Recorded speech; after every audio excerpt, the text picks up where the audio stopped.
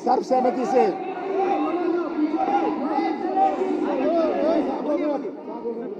आज सदन ने सर्वसहमति से प्रस्ताव पास किया कि बिना आरक्षण के कोई चुनाव नहीं होगा। मैं सबका ध्यान आकर्षण करना चाहता हूं, आपका ध्यान आकर्षण करना चाहता हूं। परसों हमने ये बात रखी थी, मैंने इस सदन में ये बात रखी थी कि हम प्रस्ताव पास करें।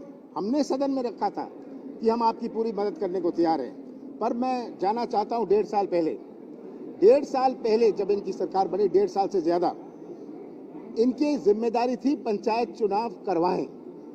हमने रोटेशन करवा दिया था, हमने परिसमन करा दिया था।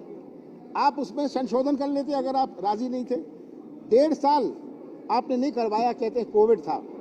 28 उपचुनाव हो गए और उपचुनाव हो गए, पर पंचायती चुनाव ये नहीं करवा रहे थे। तब बिना रोटेशन के और बिना परिसमन के इन्होंने कहा हम चुनाव कराएंगे, और बिना आरक्षण के।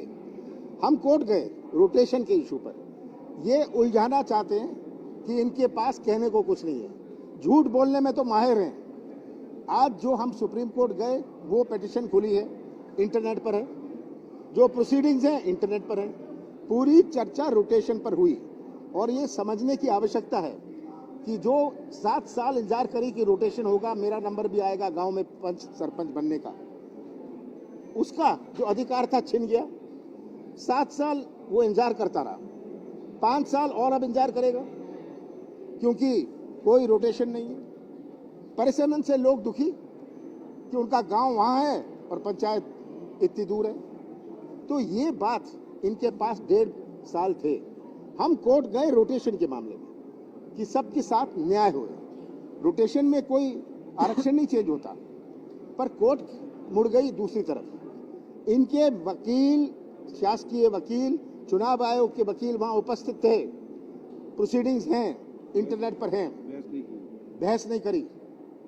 जब हमने परसों मामला उठाया, ये उलझाने के लिए, ध्यान मोड़ने के लिए, एक आरोप प्रत्यारोप का माहौल बनाने के लिए, बात स्पष्ट थी कि आप क्या चुनाव बिना आरक्षण के कराएंगे।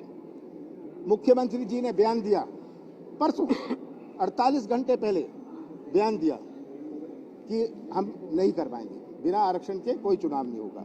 ये तो प्रोसीडिंग्स का मामला है। तो हमने पूछा आज कि क्या कर रहे हैं आप, इसमें आपने क्या पहल करी। हम कोर्ट गए हैं, ये कोर्ट जाएं, मंदिर जाएं, अस्पताल जाएं, हमें उससे क्या मतलब।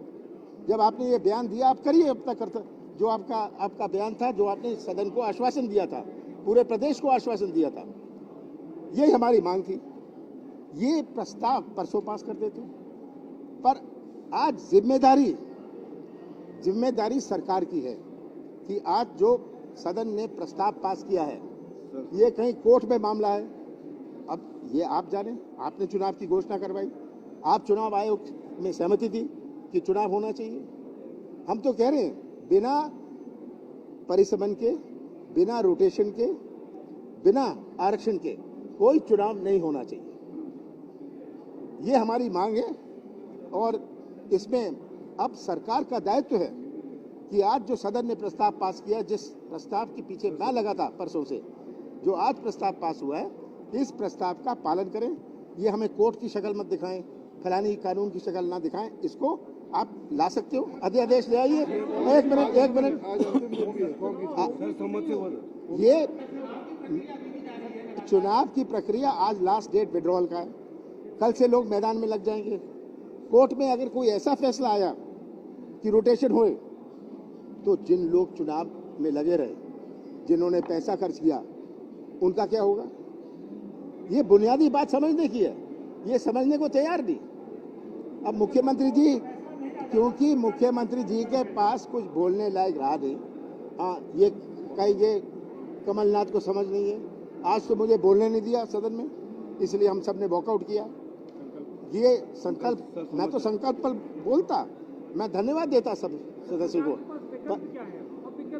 हाँ, हम तो सड़क पर जाएंगे। विधानसभा जिस तरह ये चला रहे हैं, हाँ, ये हमें बिल्कुल स्वीकार नहीं है। विधानसभा का खैर कल तो आखिरी दिन है, पर हम आम जनता के बीच में जाएंगे। जनता समझ रही है। शिवराज सिंह जी प्रयास कर रहे हैं कि जो उन्होंने 1.5 साल से नहीं किया, जो उन्होंने सुप्रीम कोर्ट के बाद नहीं किया, अब उसकी सफाई देने में तुले हैं। सर आप बुला के लाए आज